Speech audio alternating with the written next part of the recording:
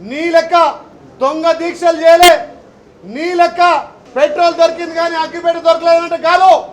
మా ముఖ్యమంత్రి తెలంగాణ కోసం మేమిచ్చినటువంటి హామీలు ఒక్కొక్కటిగా అమలు చేసుకుంటూ గత 100 ఏళ్ల నుండి జరిగినటువంటి బీసీ కులగణన, ఎస్సీ వర్గీకరణ ఇలా చేసి దాన్ని చట్టబద్ధత చేస్తే మీకు కళ్ళు మండి మా ముఖ్యమంత్రి రేవంత్ రెడ్డి గారికి వస్తున్నటువంటి ఆదరణ చూసి ఓర్వలేక ఈ చిల్లర మల్లర రాజకీయాలు చేస్తున్నారు. మరి మీ కేసీఆర్ నాయకుడు కావచ్చు, మా ముఖ్యమంత్రి తెలంగాణకు ముఖ్యమంత్రి మా తెలంగాణ నాయకుడు రేవంత్ రెడ్డి అనే విషయాన్ని మీరు మర్చిపోతున్నారు. ఆ పదవికి కూడా గౌరవం ఇవ్వనటువంటి మీరు ఇలా రాజకీయ సన్యాసం తీసుకోవాల్సిందిగా మేము డిమాండ్ చేస్తూ ఉన్నాం. నోరును అదుపులో పెట్టుకో, మీ బలుపు మీ వాపును మీ దగ్గర పెట్టుకో.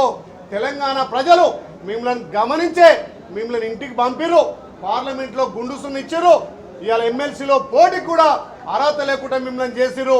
ఈ విషయం మర్చిపోయి హరీష్ రావు గారు మాట్లాడుతున్నారు. తస్మాత్ జాగ్రత్త బిడ్డ, నిన్ను గ్రామాలలో ఉరికించి కొట్టే రోజులు దగ్గర పడుతున్నాయి.